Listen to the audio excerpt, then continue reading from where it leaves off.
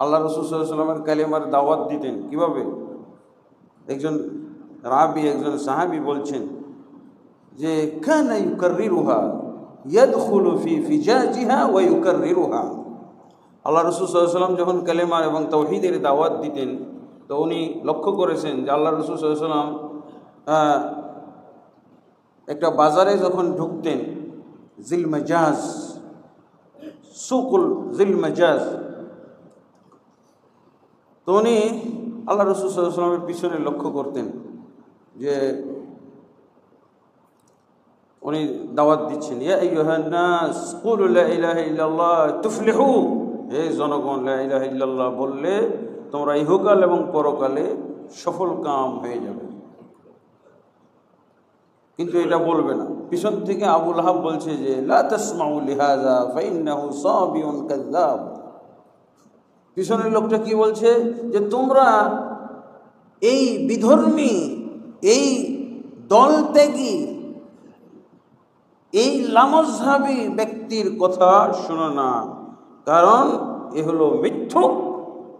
এর একটা দোষ হলো এ মিথ্যুক, আর একটা দোষ হলো সে মাযহাব ত্যাগ করে চলে গেছে। আমাদের মক্কাবাসীর মাযহাবেও নাই, মক্কাবাসীর দিন ধর্মে নাই। আর আল্লাহ রাসূল সাল্লাল্লাহু আলাইহি ওয়াসাল্লাম কি বলতেছেন এই কালেমাটা, ইউকাররিরুহা ইয়াদখুলু ফি ফিজাজিহা ওয়া ইউকাররিরুহা। আল্লাহ রাসূল সাল্লাল্লাহু আলাইহি ওয়াসাল্লাম ওই মক্কার অলিতে গলিতে ঢুকতেন আর এটার পুনরাবৃত্তি করতেন, লা ইলাহা ইল্লাল্লাহ তুফলিহু, ইয়া আইয়ুহান নাস লা ইলাহা ইল্লাল্লাহ তুফলিহু। আর এরা এর বিরোধিতা করত। এইভাবেই চলে গেছে 13 বছর। 13 বছর অল্প কয়েকজন ইসলাম গ্রহণ করেছিল, অল্প কয়েকজন ইসলাম গ্রহণ করেছিল।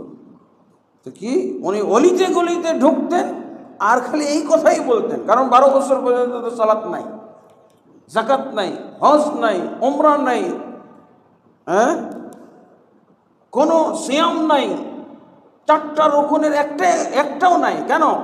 আল্লাহ রাসূল সাল্লাল্লাহু আলাইহি ওয়াসাল্লামকে আল্লাহ তাবারক ওয়া তাআলা এই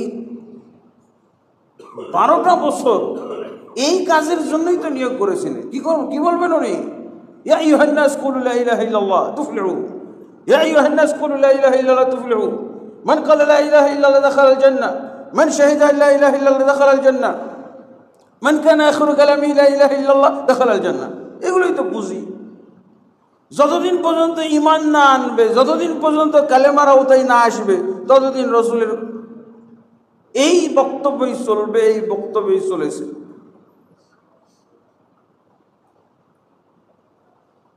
আর মদিনায় আসার পর জিহাদ কিতাল ফরজ হলো।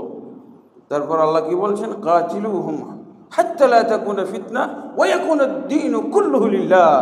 হে রাসূল আপনি জিহাদ চালাইতে থাকেন যতক্ষণ পর্যন্ত ফিতনা দূরীভূত না হবে, যতক্ষণ পর্যন্ত শিরক কুফরি দূরীভূত না হবে, চালাই যতক্ষণ পর্যন্ত পরিপূর্ণভাবে দিন আল্লাহর জন্য কায়েম না হয়ে যাবে। চালান, আপনি চালান চালান।